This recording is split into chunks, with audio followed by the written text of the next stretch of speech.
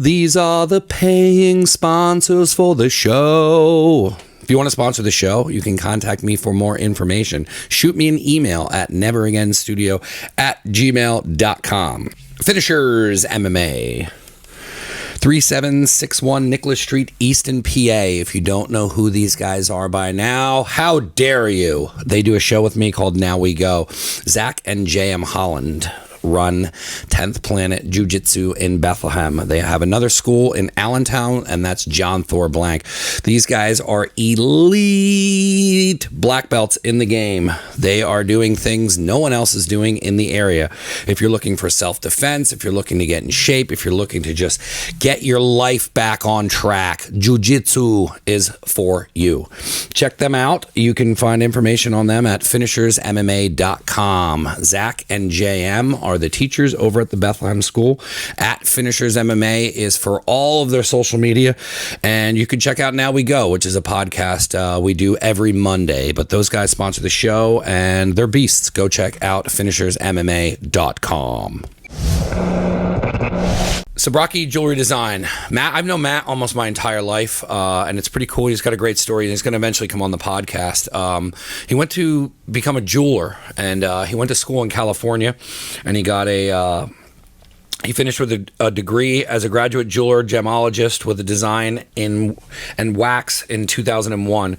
He's worked in both manufacturing and retail across the country. I've been following his story the whole time, and it's really cool watching him grow. And we talked about doing this for years, and he's finally at a point where he's working for a legit, well-known jeweler in Philadelphia, and that's D'Antonio and Klein Jewelers in Philly, and it's the city's highest-rated custom jeweler and manufacturer, and you can check them out on Yelp and Google. What Matt specializes in is custom-made jewelry and is a master at CAD design.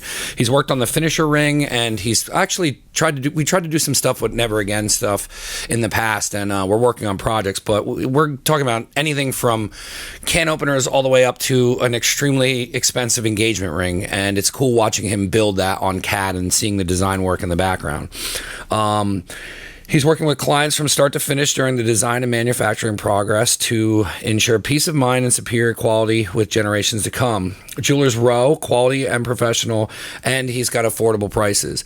He also offers repair services, jewelry restoration, and insurance appraisals, as well as pre-owned watch sales and services. All inquiries are welcome. You can check out his Instagram at sbarochie.jewelry.design. It'll be right here as well.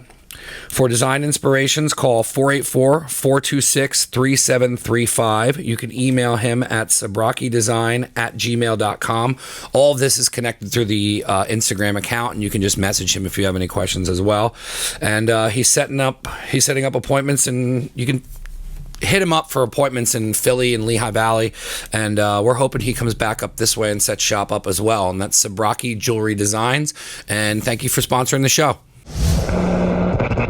All Valley Rooter and Plumbing is a one-stop shop for all of your plumbing needs. You can reach them at allvalleyrooter.net, or you can call them at 610-762-1656. They are fully registered, fully insured, and they have a 1-year parts labor guarantee. It is the plumber that we use for the show.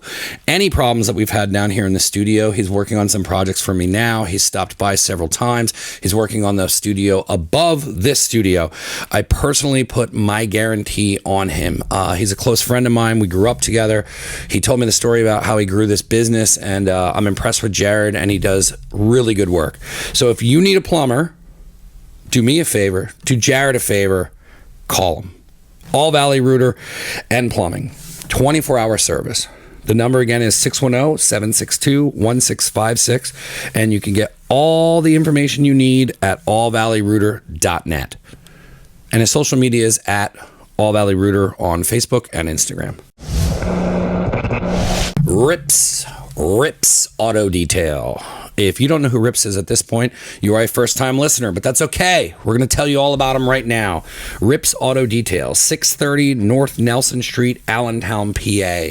Rips, he's the best. He's the best in the area.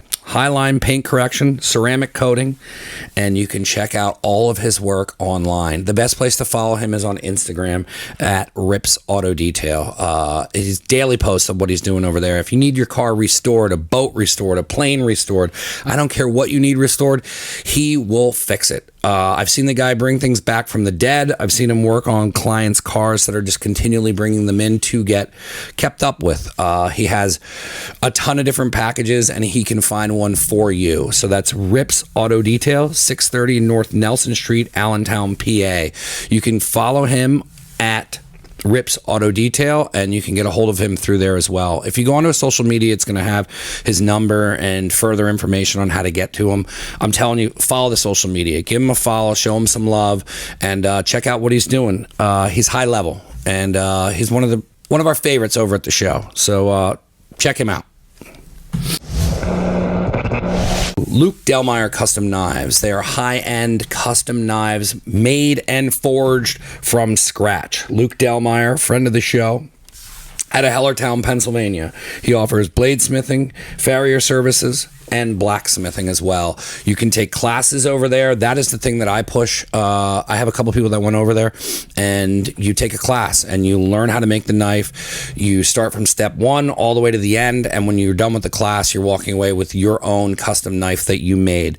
The classes fill up pretty fast, so I need you to go over there and check it out. You can get all the information on classes and his custom knives on www.lukedelmeyer.com. Custom knives, classes, and more. Check him out. Follow him at Luke Delmeyer. Instagram's where it's at. All of his stuff's on there. He's got videos. He's forging constantly. He's been on some TV shows, and he's a friend of the show.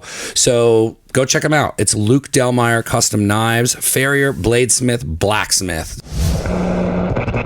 Five and Dime Easton, local skate shop in Easton, Pennsylvania, 140 Center Northampton Street, Easton, PA. You can call the shop at 610-393-7448. They carry a lot of local brands, and they carry Fucked as well. They're the only ones that actually are allowed to sell the Fucked clothing line in store. So if you're one of those guys looking for stuff you can't grab anywhere else and some custom things, it's in that shop. I've worked with these guys. We've had them on the podcast. It's awesome seeing the Easton skate scene have their own store. The store itself, it's super cool. It's skater friendly, skater owned, and you got to go in and check it out for yourself. And that's 140 Northampton Street, Easton, PA. And check out the sales they got going on. Like I said, a lot of local stuff in there. We're going to collab on some stuff. I'm really glad to have them as a sponsor. It's awesome to see the skate scene in Easton have their own spot. So take my word. You got to go in, got to check it out. You can also check them out online. So it is 140 Northampton Street, Easton, PA, and their number is 610-393-7448. Check them out. Give them a follow at Five and Dime Easton on all social media platforms. BTG Blasting. Back to Glory Blasting. Why is it called that? Because this guy's bringing stuff back from the dead. Old decks, siding, anything you need. You got a business. He does commercial and residential pressure washing. This guy's got the equipment to give you the best look possible. You got a little one at home, it ain't doing it. He's bringing it all over. He's bringing it over, and he's knocking everything down, knocking the mold down, the dirt down. I've seen his work. He's done stuff at my parents' house, and he also just started doing virus disinfection. So if you have a business and you need it disinfected because of the coronavirus and all that, he has taken classes and is completely certified. He is now doing this studio monthly, and I can't thank him enough. I have guests that worry about things going on down here. We are now fully disinfected, and that's because of Back to Glory Blasting. It's fully insured, and it's commercial and residential pressure washing and virus disinfection at this time. You can reach him at 484-241-1711. You can also email him at btgblasting@gmail.com. Check them out. If you guys need any projects done, it's still summertime. You can get your decks redone, your siding redone. You got a party coming up, hit them up. If you got an office, you're running a kitchen. I know a ton of people that own kitchens. You can have it disinfected monthly for a fee, and he comes out and does it monthly. So you can, it's take all your worries away and just get this stuff done for the disinfectant, especially the way times are now. So that's BTG Blasting, and we thank him for being a sponsor. Glenn Honan, Legacy Landscaping. If you don't know this name, you are not from the area. Glenn is a really good friend of mine, and he just got a new landscaping company back up. We did some apparel for him, and it's Legacy Landscaping. Glenn is the best in the area for landscaping. He's been doing it almost his entire life. I mean, before I was doing any of this, I worked for Glenn, and what he's doing now, it's awesome. It's awesome to see him back in action getting landscaping done. But he can cover all of your landscaping needs. You can follow him at Legacy Landscape, and you can reach them at 610-533-3669. Any questions you have with outside projects, whether you want to do hardscaping or you're looking to put in a pond, put some boulders out in the backyard, have some steps coming up, this guy can handle it all and more. There is not one thing that they're afraid to tackle, so you can reach them at 610-533-3669. What else can I say? He's a good friend of the show, and thanks for being a sponsor. Crawlspacerepairs.com. This is obviously for crawlspace repairs. What's crawlspace repairs? It's all the things that you don't want to do at your home, and you should hire them to do it. They are a family-run business, and they have over 120 years experience. They are specialized in crawlspace repair, encapsulation, and waterproofing. They provide exceptional workmanship and the highest quality materials. They have highly skilled technicians. They are also bonded and fully insured. They always provide free estimates and lifetime warranty for all waterproofing jobs. You can ask about their price match as well. So when you do that, you're going to need to call 1-570-476-5866. You can also go directly to their website, which is crawlspacerepairs.com. If you have any crawlspace repair needs, please contact them. 1-570-476-5866. That's crawlspacerepairs.com. I'll pronounce it how Zach does. Sbarochie. Never Again Radio 82, episode 82. Welcome to Never Again Radio. Sbarochie Jewelry Designs is how Zach Maslany butchers your name every week. He loves it. He loves it. I phonetically spelled it out. He says it wrong so many times that I started second guessing how to pronounce your name, and we've known each other since we were children. Yeah. I mean, it was pretty brutal. I'm like, wait a minute. I'm like, is it Sbarochie? All the old jocks call me Super Broccoli. That's my favorite. I got Fraggle Rock. That was Flower Pot was a big one. Yeah. Everyone thought that was funny. It wasn't. I cried a lot. And look where we are now. They're all in jail. Oh my God. I'm doing good, man. You have a very interesting journey. I wanted to, because we were talking before the show even started, you were like, how's this going to go? And I'm interested to hear it because I don't really know your entire process up until now where you work in Philadelphia as a jeweler. Well, it's a long story. I guess we have plenty of time to tell it. So it starts out pretty lame. My mom was a big jewelry nut. So. See this? This is the stuff I want to know. So she used to take me to the Palmer Mall. That's how this whole story starts. Yeah, but first of all, the Palmer Mall used to be the shit. Do you remember when they had bridges? Yeah. They had bridges and there was little moats. Yeah. And I remember I went there with my mom's friend and you could throw pennies in there. And she said, how do you get them out of there? I go, oh, they bring a guy in with scuba gear. And she believed me. You got a little Asian guy from the buffet to come in. Yeah, he loves it. So she used to take me to the estate shows that they used to do like 4 times a year, which were actually pretty cool at the time. Because was that like in the middle of the mall when they would do like the baseball card stuff? Or like what's the estate show? That was actually when Freeman's was down by, I think... It was before it was Boscov's. It was like Macy's or some shit like that on the end. Clover was on one end. Yes. So they would just do like a quarterly show, and if I was a good kid, I get to go to KB Toys across the street and get a clearance G.I. Joe. So you never got to get those clearance G.I. Joes. I did. I was a good kid. I put my tail between my legs. So as time went by or whatever, I was dating Al Smith's daughter, Alicia. Yeah, shout out Alicia. And I was working on a roof, and I ended up going to one of those estate shows where they were doing remounts. So I saw a bench jeweler put a ring together basically from scratch. He's got fire, he's got fucking tools, and I always wanted to use my hands. I always loved being creative, and he's like, check out GIA. And GIA was in Carlsbad, and it was 1999 in Pennsylvania in January, and it sucked. So I went out there, and literally, my mom was scared to drive because it was 4-lane highway. She'd never seen one before. So I'm cruising up in the rental car, and like, literally a fucking limo goes by and 3 chicks pop out the top. And I was like, sold. I didn't give a shit about the school or anything. But I went and I took everything. I just wanted to be a bench jeweler at first. And then... What's a bench jeweler? Bench jeweler is a guy who will do repair work, sit with a torch, solder things, set stones. Really hard craft to learn. I learned that kind of quick in school. I was like, I'm probably not going to be real good at this because I have giant monkey hands. But, that's a terrible feeling, though. I remember wanting to go to school for video game design at Full Sail because Merlin was out there already doing the video production, and he told me about it. And then when I was looking in to get it out there, and I started like really getting into it, they were like, hey, this is all math. And I was like, yeah. I was like, I guess I'm not going to Full Sail. Yeah, it was a great idea at the time.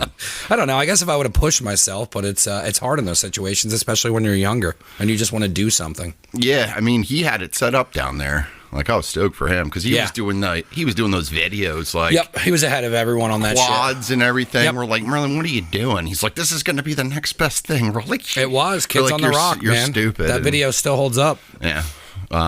Who shot all that? I believe he did. He had a camera. Zola helped with the camera work a lot. There's the one kid who like ended up doing it professionally. I can't remember his name. Bob Goosley? Yes. Yeah. He works for the NFL. I should Really? reach out. I should get him on. What an interesting interview. Yeah, because I feel like he had a choice. Let's just talk about Bob Goosley.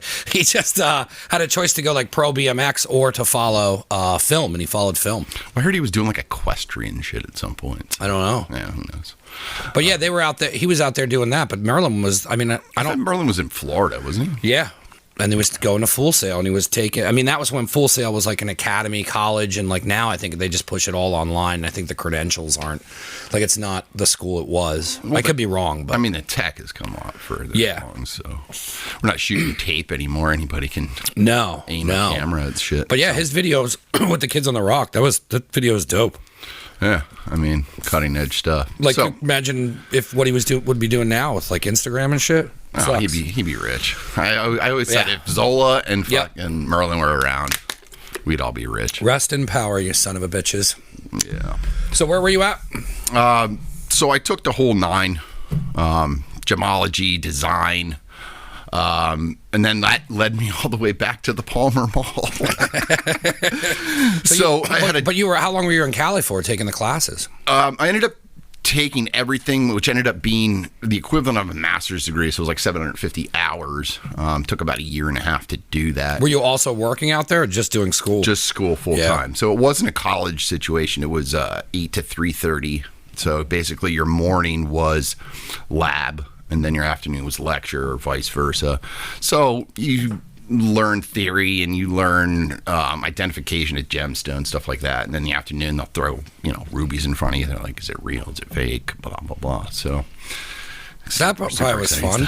Well, it's interesting because to get a GG or graduate gemologist degree, you have to pass a 20-stone test. 20-stone test is they give you 20 stones. You make one mistake, you got to take the whole thing over. You fail it 3 times, they charge you like $1,500. You got to do the whole thing again. So I ended up passing on the first try. Yeah. My hardest stone was a foil back, which is basically a marble. And I was like, what is this fucking thing? And it just turned out to be a marble. But anyway, back to Palmer Mall. I ended up getting a job. Oh, so you came back to the area then and got a job? Yeah, I lived with my parents at the time. It was driver's commission, so I had to sell like $1,000 worth of shit to even make like $10 an hour. And I was like, this is terrible. So I ended up going back to California. I was the first class of graduate retail management entrepreneurship. So they taught us how to basically manage staff, do marketing, advertisements. Is this the stuff like same that. school that was doing the jeweler? Yeah, GIA. Oh, so they have like classes to be like, hey, cool, you learn this now. If you don't want that trade, you can come back here and learn how to like kind of push your business a little bit further. Well, it's all jewelry based. Yeah. So my instructors, some of those guys were crazy. I mean, there were guys that were in on like the UPS store thing beforehand, and I think my one instructor owned like 80 UPS stores in North County. Yeah. Like, okay, cool. So, yeah, I mean, it was a great education. From there, I ended up going to Los Angeles and tried to set stones for about 6 months. Again, with the monkey hands, it just didn't work out so well. So when you say set stones, it's like somebody wants to have like an engagement ring, and then you have to put the stone in the engagement ring? Well, the company I work for, Man Art Jewelers, shout out G2, shout out Samir, they specialize in hard bangle bracelets. So basically a cast bangle bracelet, there's like 96 maybe 1.5 stones, which are about 1.3 millimeters, tiny little stones. And basically all day you just got to cut these little tiny seats around these bracelets and set everything perfect. And there's like dudes from like Guatemala and stuff have been doing it since they're 6, and I'm just sitting there like, what am I doing here? So I punted that. So it seems like I punted all of the actual like hands-on stuff in this business. Yeah, which is what you want to do, but that's frustrating. And that's why I wanted to bring you on, because I like telling people stories where they just keep going after it. Like a lot of people probably would have just been like, fuck it, this sucks, and then just got a job. Yeah. So I was like, I don't know what to do. And I got an offer in Chicago, of all places. Chi-town, baby. Yeah, I was out in the burbs with a real high-end guy, and it just didn't work out. Like, I was maybe 23 years old. I'm not selling $150,000 sapphire rings. It's just, I wasn't there in my career, you know what I mean? Yeah, like what is that, like commission-based, where you have to like land? Oh, it was weird. I mean, his store was like a museum. Like, the guy had these 2 German shepherds that had stainless steel, like, implanted teeth. And Yeah, like you probably meet a lot of very bizarre, unique people in the jewelry business. Well, one of the reasons I got into it is literally, if I get a stone call, I will pick up $80,000 or $100,000 worth of stones and put them in my pocket and just walk down the street. Like, it's no big deal. I mean, we're insured and everything, but it's just like it's a weird niche-y business, and Very much so. You meet a lot of really, really rich people that, I mean, I've met stone dealers that have like DA like license to sell explosives. It's just like, that's crazy. Just like, hey, yeah, you just seem like a normal guy, but you have 50 caliber machine guns. What the fuck? Yeah, But that would be appealing to me, is like like walking on that thin line of like, I don't know, is this dude like messing around? Oh, I think there's a lot of guys that you could podcast with. It would just be like crazy, rich jewelers. Yeah, here it is. So I ended up taking a job at New York Jewelers in Chicago, and they at the time were pretty big. I think now they're top 10 independent in the country. I mean, we were doing like $30 million a year with like 56 employees. So it was just like this machine. And I mean, the guy was cool, but he was paying you basically like a $45,000 salary, and I'm doing like $1 million in sales. And I was like, I can't do this. It sucks when you start getting into doing what you love, and then you find out that like you're not being paid correctly. Yeah, or it's just like, you're blatantly being taken advantage of, essentially. Yeah. And it's just like, they don't give a shit. Nope. Because you can be replaced. Yep. So they're like, sell me $2 million worth of stuff, do a great job, and then basically the psychological aspect of it is they're just gonna be like, oh, well, thank us, for giving you the opportunity. Yeah. And I think that's probably applicable to a lot of businesses where you get that a lot from people that have made it high up on pyramid schemes. They know how to fucking maneuver. I could shout out a lot of people, but I'm not. They make the one guy I used to work for. You could tell like he's handled like coaching. Like, I don't know. Like, after I was like a year into it, I was like, I don't know. Like, you start second guessing a lot of the stuff that they said to you, and then it's like, oh, this is the same shit you say to everybody who's in here, and you see how long you can keep them, and you're a fucking pack mule, and they make their money, and here's the next one. Yeah, but it seems like you're saying, they'll just keep feeding you the bullshit until you wake up, and then you look at employees that have been there 20, 30 years, and I'm sure that they're making pretty good money, but, how much money can you make for somebody before you just kind of say? I always saw it where I wanted to go from making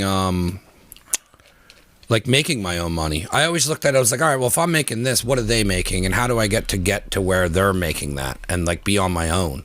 And I always wanted that where it's like, I don't have a top to my money. Like I want to be able to like, hey, you know, like why can't I make what you're making and do this, what you're doing? Yeah. And I think there's a psychological aspect to that where you're like, you don't feel like you can get there. You know what I mean? You're like, I know I can do this job and I know I'm qualified because I'm making you the money. But for some reason, there's a hitch in your head where you're just like, I'm not going to be able to do that. Like my phone's not going to ring. And I think that's taken me 20 years to get to the point now where I'm at, where it's like, I don't care about the money. The money doesn't really matter. You know what I mean? I mean, you're a good example. When did you quit cooking? Last year? I quit cooking probably 2-3 years ago. Or no, I went back to it. I worked over at Widow's a little bit, but I wanted to parachute because when I wanted to go in on this full time, I wanted to make sure that I didn't fuck myself and then the whole thing fell out. So I wanted to stay at Widow's till I figured it out. And then I was at Widow's to the point where, like I was talking to Pat Cunningham and I'm working with him, with helping him with his pressure washer business. And he's looking to walk away from his full-time job. So, but he waited and I was like, yeah, that's what I did. I waited for the correct time where you start realizing that the time at Widow's, I started figuring out what I needed to do. And then so when I was at Widow's, I was like, oh, I should be answering emails. Oh, I should be booking podcasts. And then when I figured it out, I crossed over. But no, I left cooking probably 2 years ago. And then I went to the post office full time. And then that was a nightmare. And then I just fucking bounced. But then when I was here, it was like super scary. But now it's like I'm getting by. And then it's like, but I always told everybody I just wanted to get by. I never was like everyone was like, you're going to make so much money. And I will eventually. But it depends on how hard I want to work. But it's at least you take the first step. Absolutely. But where that's you're what not I tell getting everybody. A paycheck from anybody but yourself. Yeah, and you have to rely on that. And then I see my friends' attitudes that still get paychecks, and I tell them that like they need to, like I have a friend who works at a pharmacy and she hates her job and she's really good at interior design and could do it for a living, but because she gets that guaranteed paycheck, there's no fire that's under her ass like, hey man, like you got to fucking do more this month to get paid, especially if you're making good money. And that's when it's like, is it really worth it to struggle? Because you feel like in your head, I've earned this salary, so why am I going to go backwards just to work for myself if I know that this company's going to give me benefits, this is going to do this is going to do that. Like for me, this year, it looks like this is going to be the first year where I actually am making more commission than I am being paid hourly. I don't make a big hourly salary, but, you know, I'm also doing wholesale down there and stuff like that. So, you know, I lived in Vegas for a while. So you left after the Doberman Pinscher guy? Or the German Shepherds with gold teeth? Yeah, it's really weird, dude. So, I spent some time out in Vegas doing repair management, stuff like that. And then I got burned on it. And I ended up coming back here when we had our first kid and ended up working construction like I knew I would. Yeah. And, but we end up going back to it. Yeah, I mean, it was a solid job. Obviously, I didn't want to go back to the Palmer Mall. And I had started my CAD work in Vegas. I was a little ahead of my time on that. I spent big money thinking that it would be the next best thing. And it took about 10 years before CAD actually became affordable to manufacture jewelry with. We could talk about that shit later. But, so I was working with Jared Rep. We were doing real high-end work, which was kind of priceless because now, you know, we've had conversations about building out studios and stuff like that. You get a skill set. Which applies later in life. I had a lot of people say, listen, you know, put your tail between your legs and just kind of do this for now because it'll save you in the end. And I mean, 100% that's going to be a skill that I'll have for the rest of my life. But I did construction for a little bit, and I still have all the tools. And I learned stuff working with Jandrew, and I worked for another buddy for a while. And I mean, cooking alone, that skill I learned. Everyone's like, "Damn, your food looks real good." And I'm like, "Dude, I worked for 4 years in front of a fucking flat top, working 12 hours a fucking day. Ran the fucking Newburgh Deli, working fucking 12 hours a day. I had Sundays off only. Like, count the fucking hours. I definitely know how to cook." Yeah, but I can make a cheese. Yeah, make a pretty good burger. Yeah, I mean, your Instagram feed. And I mean, eventually I'm gonna but now what's awesome is like I know I can make pretty good food, but like I love it so much that like people who know food will fuck with me. So like my machine who comes up, like we're talking about doing a pop-up now, but like that skill and learning that, and everyone's always like, open something. Like I'm going to eventually do something with food, but I'm going to do it my way, and I'm going to put more money in my pocket because I fucking sacrificed and worked fucking full time. You know, if you bought a fucking house, you could renovate the whole well, you did do that, where you renovated the whole fucking thing by yourself. Yeah, a couple times. It's like I can't pay $500 for someone to install a door for me. It'll take like an hour and a half. Yeah. You know what I mean? But for the most part, people are like,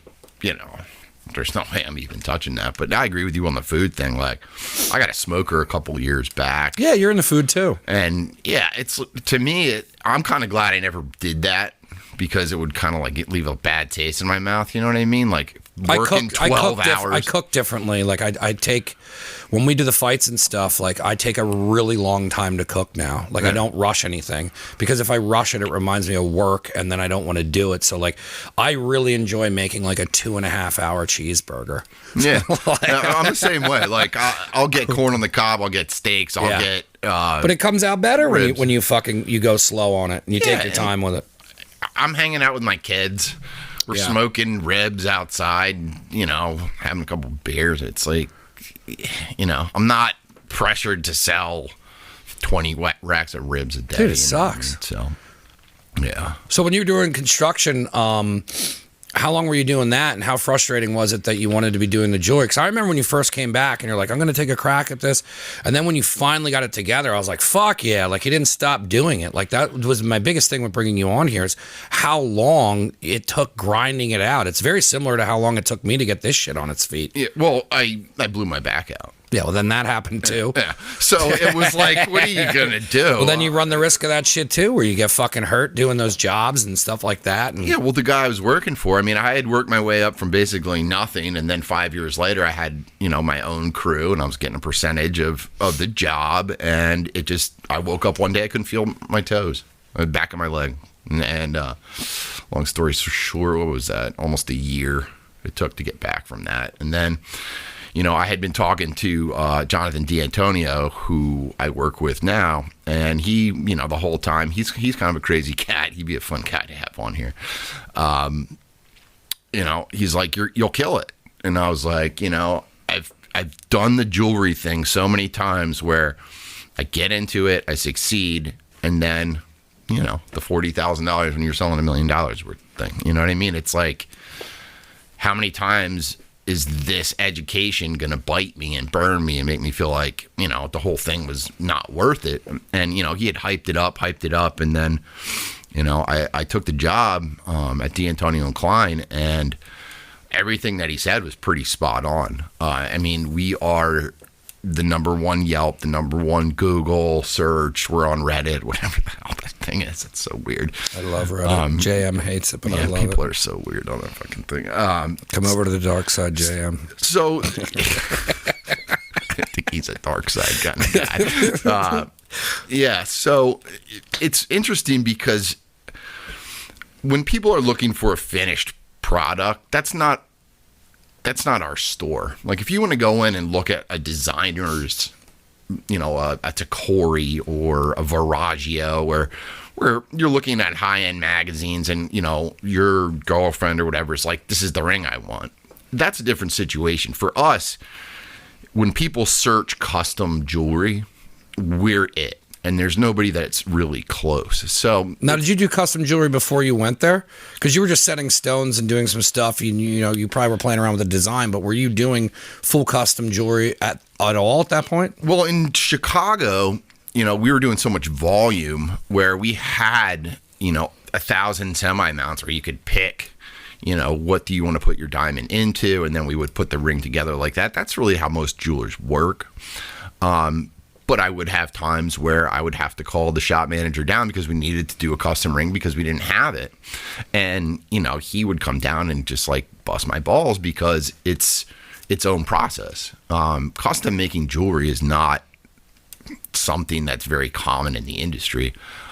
You have to have people that are qualified from the point of sale all the way through the manufacturing process, or it's just going to cause big problems. And as soon as you start to have problems making custom work, nobody's going to come to you. You know what I mean? Yeah. If you don't understand the tolerances of how much metal you need to hold things together, and I mean, we could talk about it forever. But you learned all that from getting the degree. That was basically the master's degree finally coming out. So again, like the frustration with working for people that only have their agenda is, I know how to make custom jewelry, and when custom jewelry comes in front of me, I'm not rewarded for putting that together. They're like, why can't you sell something out of the case? You know what I mean? So again, it's just like you're constantly getting beat over the head because you want to do what you actually like to do and why you got into the business. And then you just don't have the opportunity. So, you know, Philadelphia was the first shot where I could actually just, customers come in, we talk, I get them diamonds, we get them into the stone that they can afford, that they're comfortable with.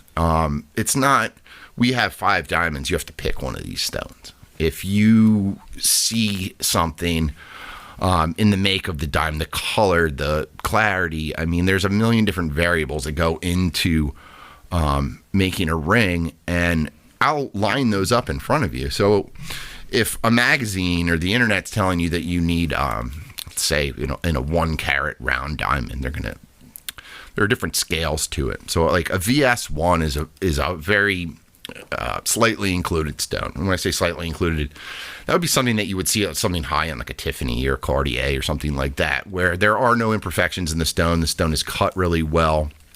And then it's a higher end on the color scale, which means when you look at that diamond, basically you see a white stone. The interesting thing with our businesses is that there's not a proprietary diamond. It only goes from D flawless down to VVS, VS, and then down the scale. This is all graded by GIA, where I went to school. So they're the international standard. So I'm putting you into a stone that is as high end as it gets, but it's not that high end price. And that's what kind of makes it interesting, because we're working with the diamond dealers that are supplying these stones to those kind of houses. Does that make sense? Yeah. And it's just, you're getting a product that doesn't have any compromise. So you know every step of the way what you're going to get. And we're sketching it, and then we're doing the CAD work, which I had ended up becoming pretty much a specialist in after 15 years. So yeah, it's a good place to be, I guess. I know I'm kind of like all over the place. No, you're not at all.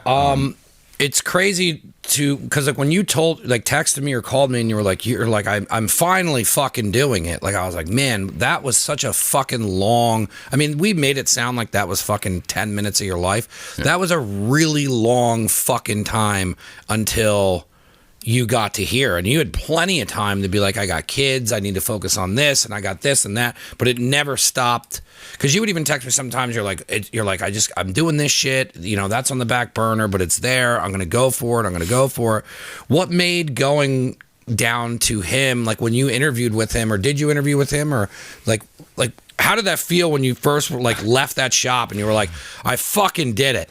Well, that's kind of the crazy thing, is like, when I went down to interview, like there was an accident on 76. So I was supposed to interview. Oh, you're finding so much anxiety. So I'm blowing it. I literally had an interview at 3:00, and I showed up at 4:30. Yeah. And I met Jonathan at the bar. I didn't even go into the shop. Yeah. And he was like, I got you a shot. So like I had this huge resume. And he's like, here's a shot. And it's I did repair management. So, like, I knew everything that they wanted from me. Yeah. But they never really read my resume. So, like, I got hired in as, like, a shop hand. But I bet you in that business, he's probably going to know within the first week is whether or not your resume is. You can have a resume all you want if you're a shitty worker and don't know what you're doing. Yeah, I sold like a $9,000 diamond like the third day I worked there. They're like, what the fuck are you doing? But I mean, I'm sure he probably knows within a month. You know what I mean? It's like when we used to have guys in the kitchen, you bring them in, you can say, well, you worked wherever you wanted. Let's see what happens when the shit hits the fan. Like, can you work? Yeah. Are are you going to get this done?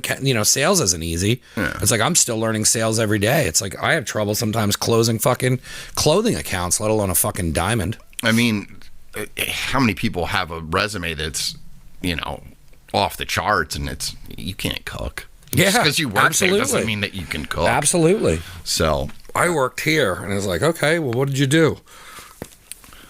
You built this. I mean, yeah.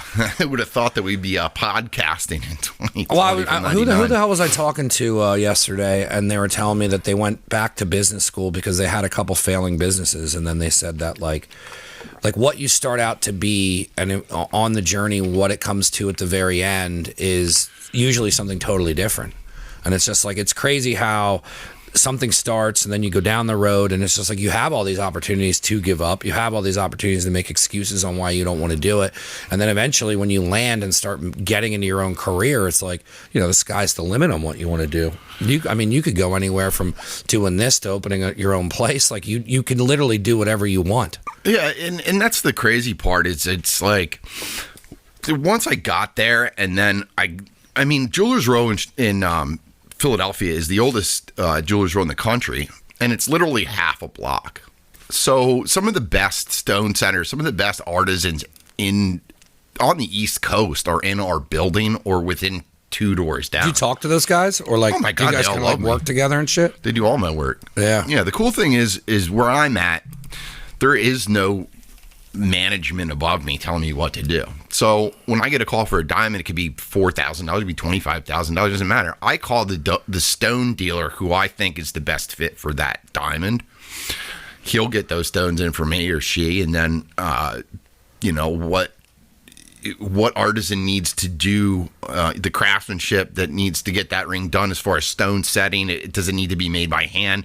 There are all these different outlets that I can go down, and I get to pick all those.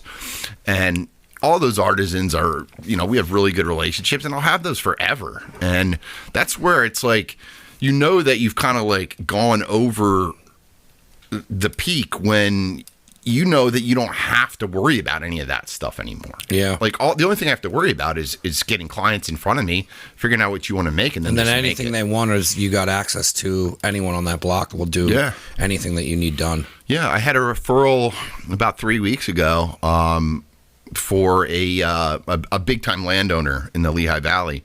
Guy came down. He was looking at stones in New York. They were trying to charge him $60,000-$80,000 for the stone. It took me almost 2 weeks to source. It was a big emerald ring. It's on my Instagram. Shout out Instagram. But it was like a $50,000 sale.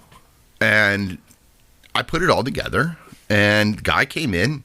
He just liked the fact that I wasn't trying to rip him off. Yeah. He liked the fact that the stones that I had were nicer than the stones that somebody in New York was just trying to hose the guy for. And it was just another sale. And I think that's when you're right in your head, when you don't care about the money. Yeah. I just said that to, who the hell was I talking to? Kevin Patton the other day. He used to work in auto sales, and he's the one who got me into my Mercedes that I used to lease. And when he got me into that, everyone was always like, I can't believe you got that car. Like, my payments were nothing. Like, he gave me family friends. I had a Subaru with blown out engine parts. Like, I think it was a 4-cylinder, and it was running on 3 when I brought it in. That's how much I beat the shit out of it. Yes. And he got them to give me like fucking $5,000. He almost lost his job over it.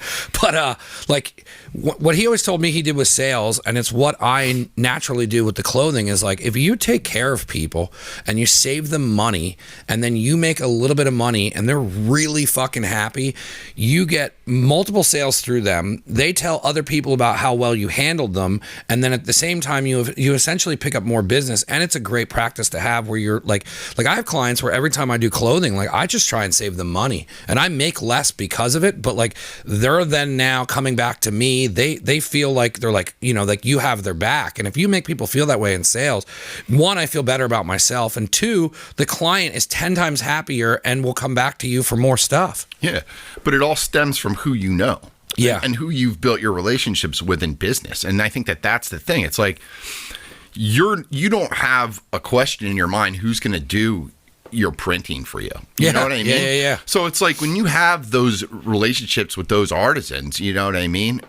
That's when it becomes so much easier. Yeah. Where, Gary the stone setter, he might bust my balls because I give him 3 huge jobs in a week where he's got to set, 250 stones, within 7 to 10 days or something like that. But he's just busting my balls because he loves me. Yeah. You know what I mean? I'm giving him the highest end of the high end stuff, and he's not really complaining about it. And again, like you said, you're just giving people a better product, and you're not worried about it. You're not worried about the back end. You're not worried about Axelrad or whoever trying to take something off your end. Having Axelrad is the best thing to have for me. I mean, I gave them so much business, they created a sales job for me.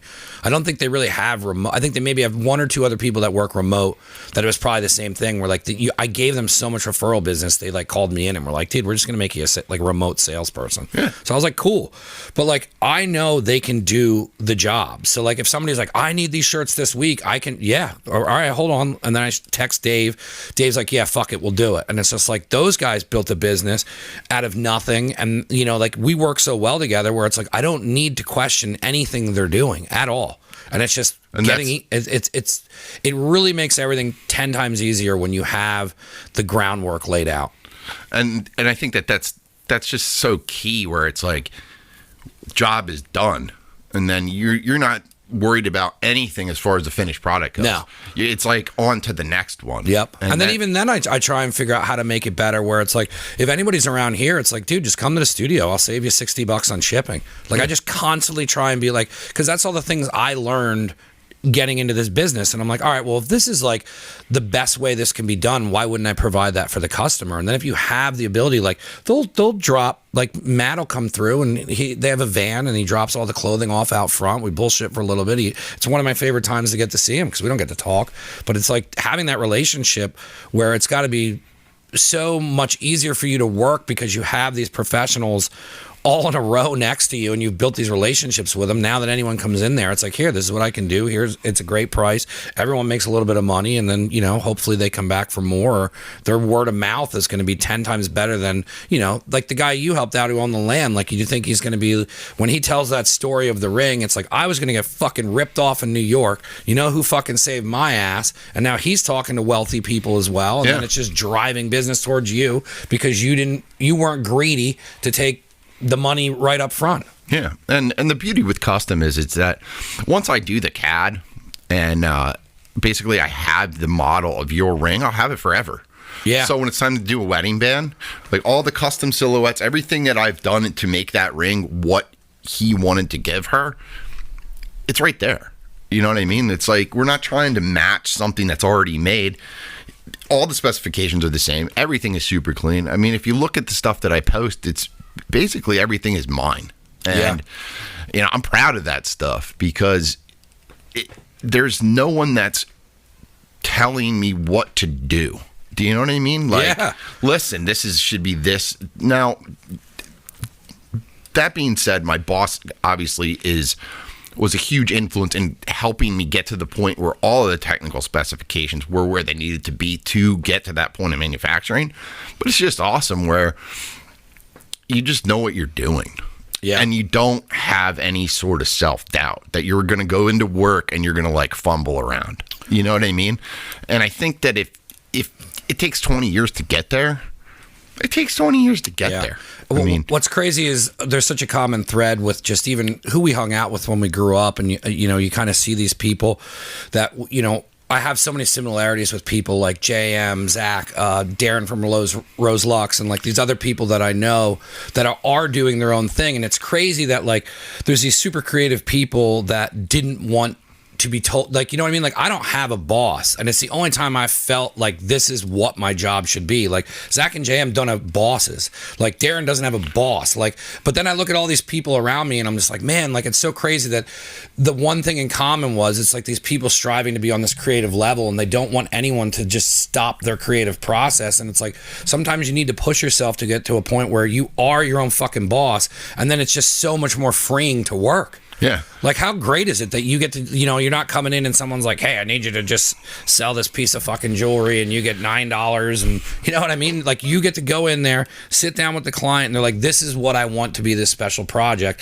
You design it, kick it back to them. They love it. Like, that's one of my favorite parts about designing t-shirts with people. I think it's why I still try and hustle it harder than I do anything else is you get to design shit for people. And then like you kick it back to them and, Axelrad has some of the best graphic designers working on shit. And then they kick it back and then the client's like, dude, I love this. And I'm like, awesome.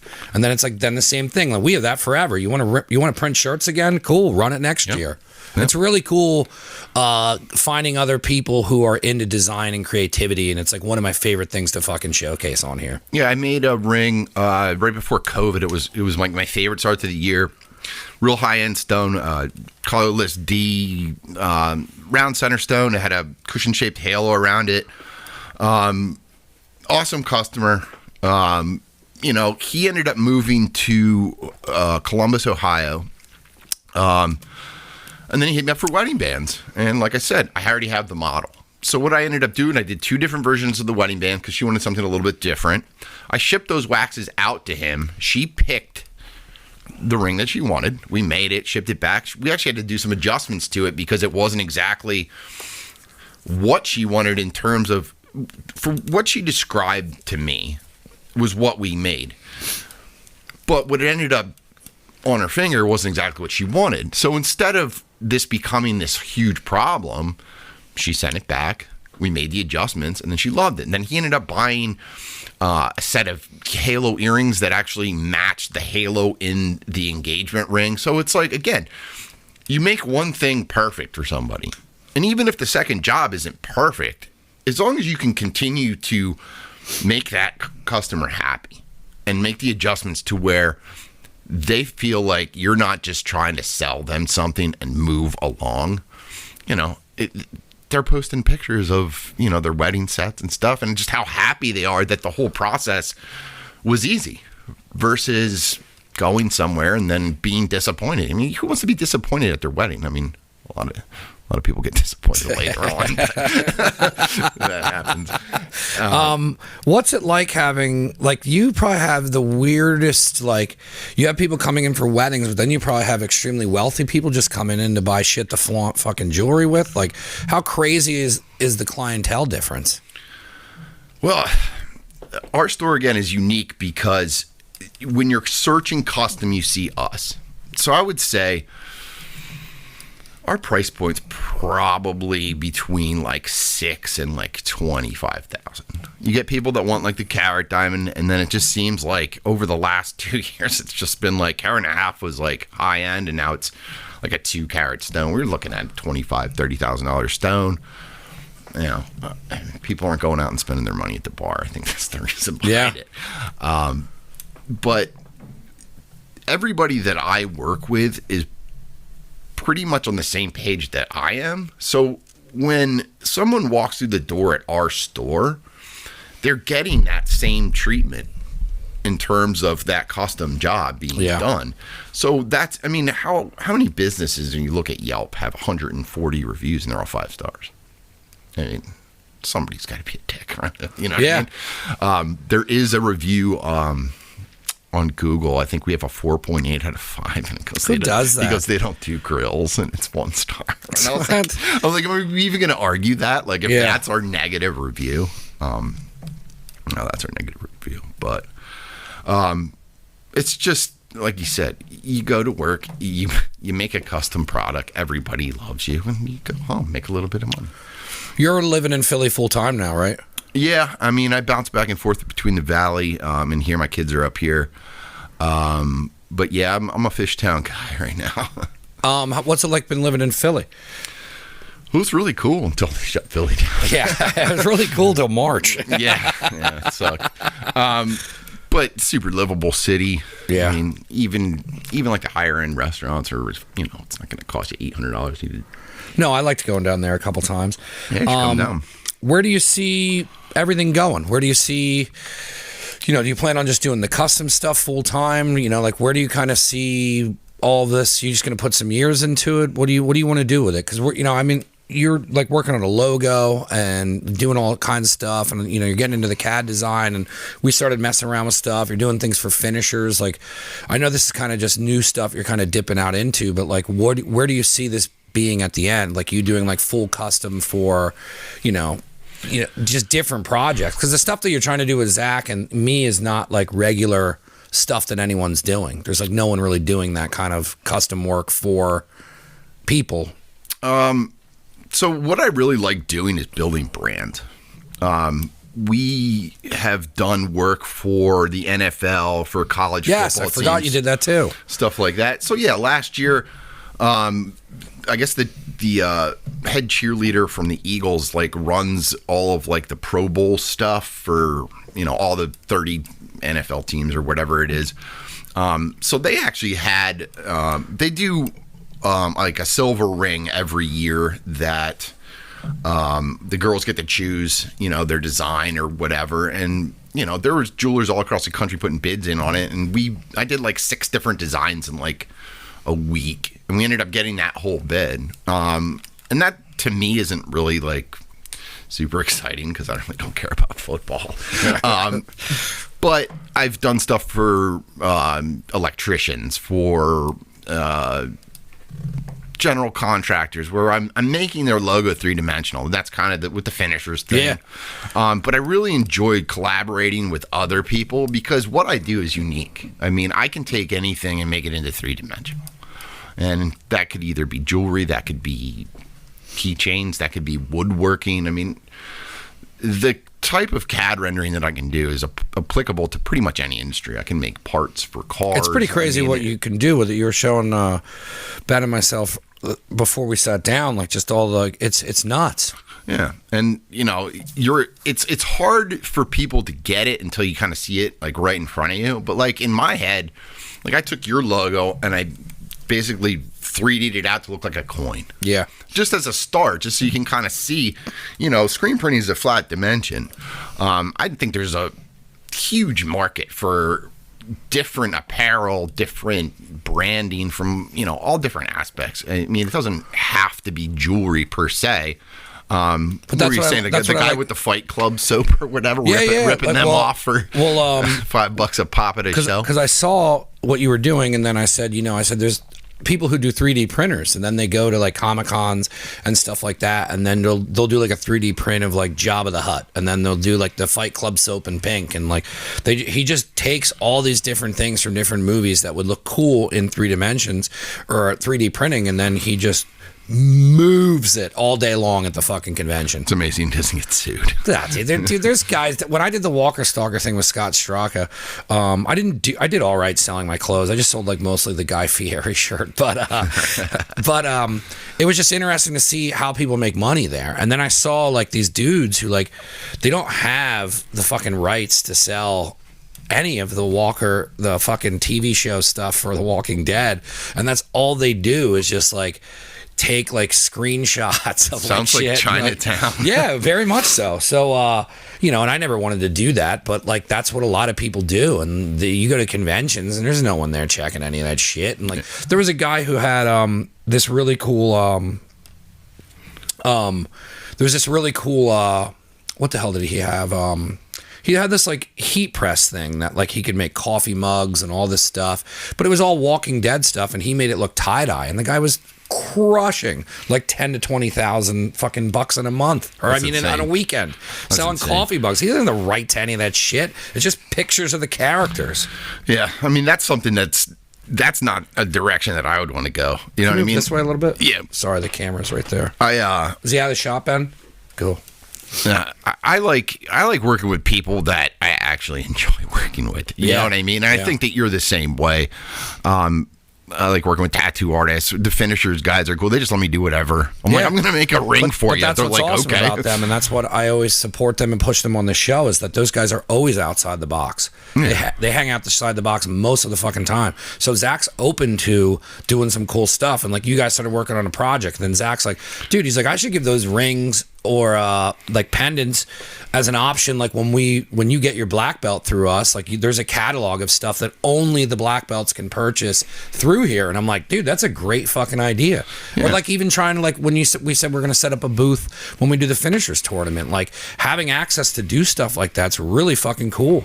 Well, yeah, I mean, if he's going to give a ring away, and that's what he was telling me. He's like, they have these like shitty belts that are made in China, and they're like, it's like the same price as having a ring that's custom made in Philadelphia. That's their brand. Like to me, like I took delivery on like an $18,000 ring Thursday. I don't care. Like that doesn't bother me. Like that's just how I make my money. Yeah. I have more interest in working with guys like that, tattoo artists. I mean, to me, it's like if I'm working with the people that are interesting to me, all the other stuff just follows. Yeah. And it's like I'm not at work thinking about how I'm going to make my next paycheck.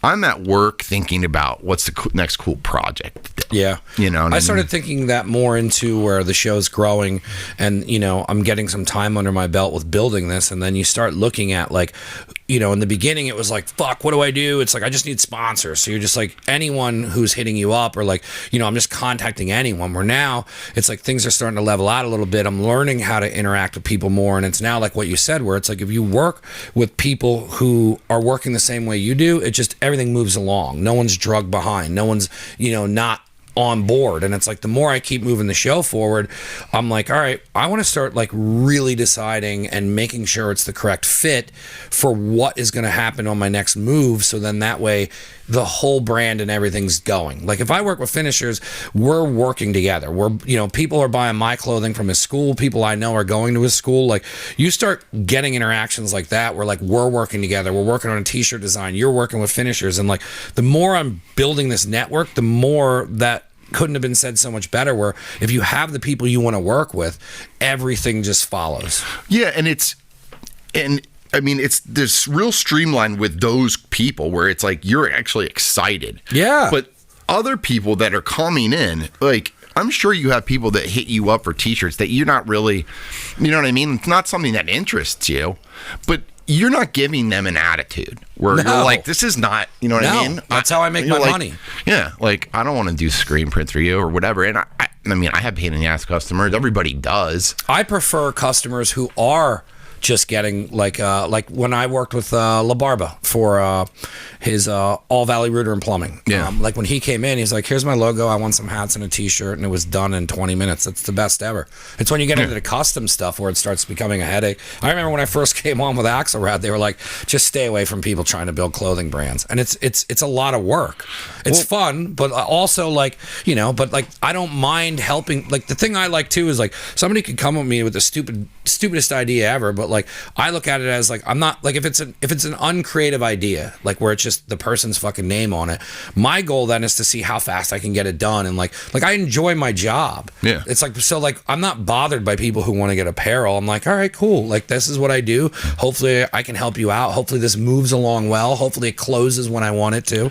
Yeah. And I think that Axelrad had a good point there where it's like, stay away from people that are trying to build a brand that they have no idea what they're doing. Yeah. And I work with people on the wholesale, and I won't mention any names, but people that have no business making jewelry, and they're killing it.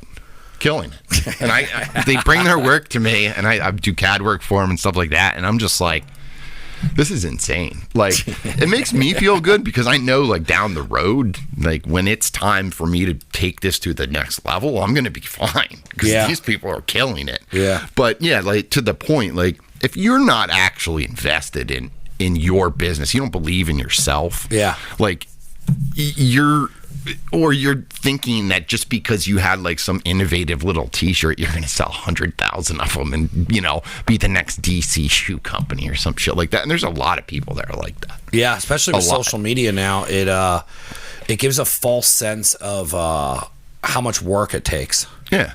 Well, people are like, they think that, oh yeah, if I advertise a little bit on Instagram, and it's like, how many people are spending 90,000 to make 100,000? Yeah, you know, and that's not me. No, I can't do that volume, and that's, you know, that kind of goes back to like the custom jewelry thing, where it's like I don't have 50 jobs in the works at the most. You know what I mean? 5 or 6 jobs at a time, but it's slow. And I got some stuff here that I just put into production. I literally carved the wax for this piece for my son. Yeah, hold it up. 15 years ago.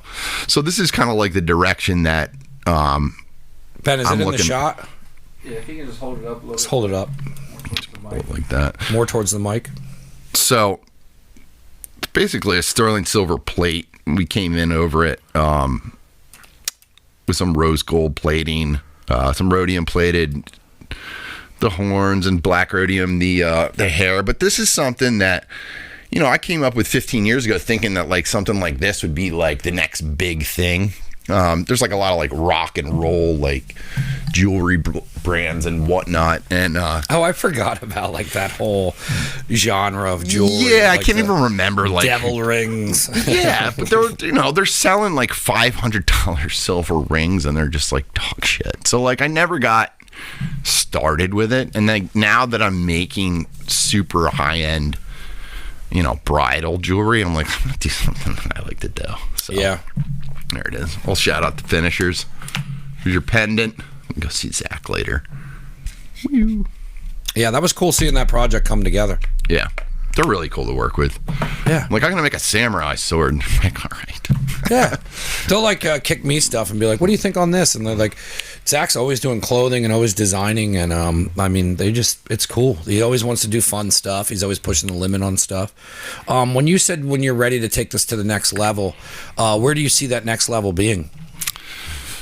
I see more of an expansion, probably splitting my time between Philadelphia and Lehigh Valley. You know, I'm always available for appointments, whether it's down to the shop up here, and I can always bring stuff up to the Valley. I mean, their studio is a great spot. Yeah. I mean, you have all the perfect lighting to sell jewelry. Yeah. You know, and I get people from high school that hit me up with just like little nameplate designs and stuff like that. And you see my Instagram, and it's like most of it's like, it's not really reachable stuff. It's, you know, $10,000, $15,000 rings. But I like doing like just like the little nameplates and stuff like for, you know, your daughter's 5th birthday. You know what I mean? I like doing stuff for people that appreciate the work. You know what I mean? Where it's not like, oh, just order it from a catalog. Like, yeah, you know, you pick your script and we make it from scratch. And I think that the sky's the limit with that. But like I was saying before, I really think that I enjoy helping brands do things that are not, I don't know, normal. Yeah. No, I mean, it's exciting, and I want to wrap up because I don't want to keep you here all day. But I think it's just cool that how far you've come with this. It's why I wanted to tell this story. Because I remember when you started this, I remember hearing rumors when they were like, he's a jeweler in Vegas. I'm like, what? Yeah. So it's like it's a weird business. To hear somebody get into that business, and I'm sure it wasn't easy to knock on that door. I'm sure it wasn't easy to open that door. But to see how long it actually took and the fucking years you put in it and all the fucking time you put in it and just all the fucking hard work, finally coming to a point where it's just like, holy shit, this is something I'm doing now. And I remember the moment you hit me up and you're like, dude, like I am working in a legitimate place doing custom fucking jewelry in Philadelphia, fucking finally, motherfucker, yeah.